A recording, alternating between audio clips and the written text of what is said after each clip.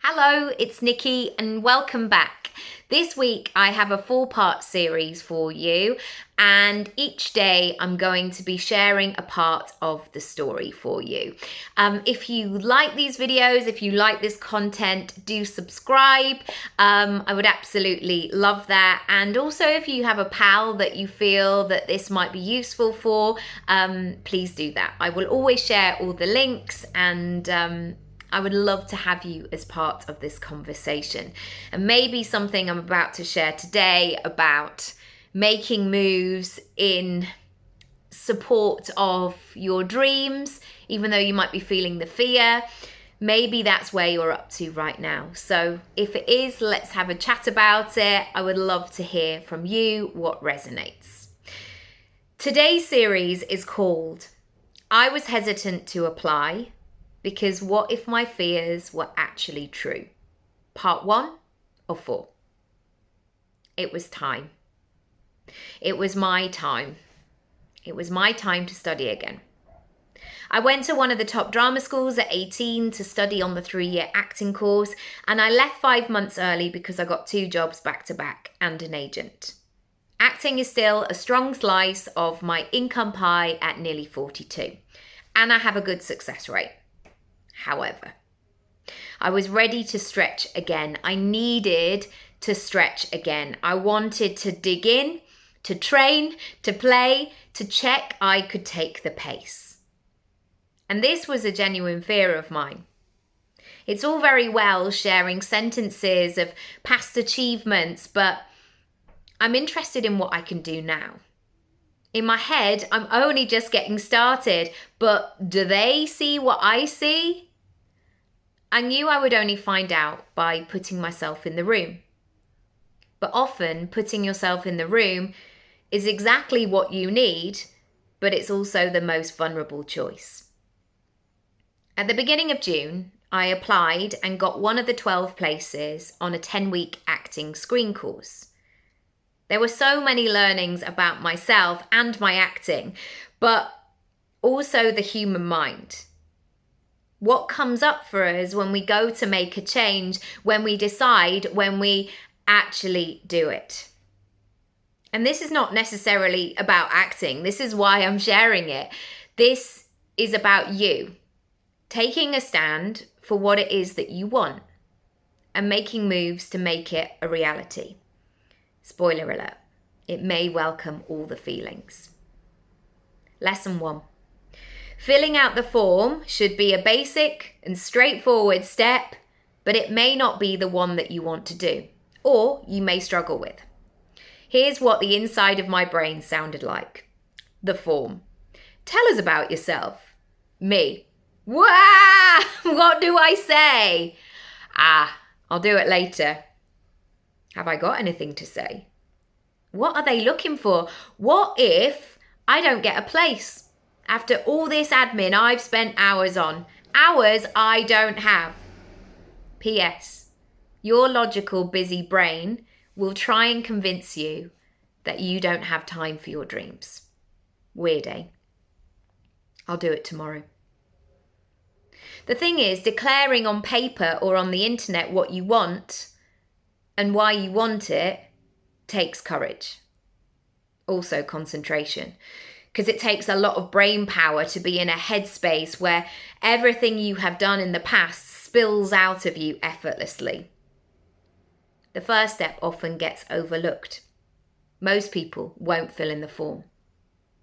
I answered the required answers, and I loved the opportunity to write a golden paragraph, or 8, as my partner Matty would say, because he says I can't write just one, and he is right.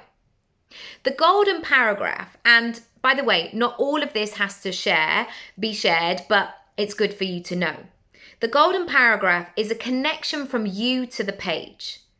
This is when you speak to yourself, or the course, the job application, the estate agent, the bursary, the organisation, etc.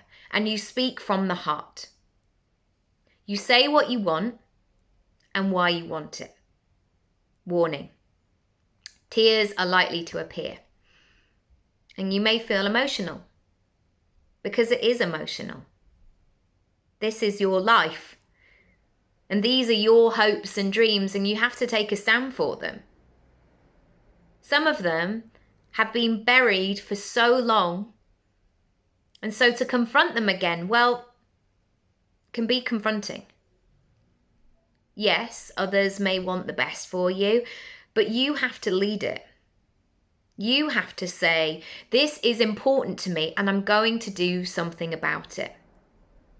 P.S. This is why I don't have a complicated form on my website to apply to work with me. There's a messenger button in the bottom right-hand corner. And this is where you can share confidentially what you are looking for and what you would like. And I never want 18 questions that you may not have the answers to be a barrier to entry. Sometimes I feel like the world is set up like this, but that's another story for another day. I want to help you to get going. And once you take the first step, often the hardest, I know things can quickly change and you're in the groove. So if you want more information, check out down below. Step number 2, the lesson. The logistics may throw you or concern you. Over the years, I have joined many business offerings and hosted many of my own.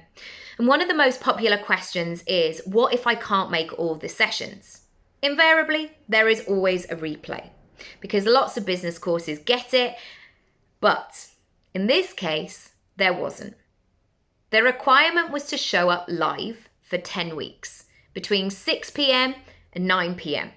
Historically, my least productive and my busiest time of day. 3 hours per week, plus reading, plus learning lines, plus rehearsals, plus taping, plus editing, plus admin.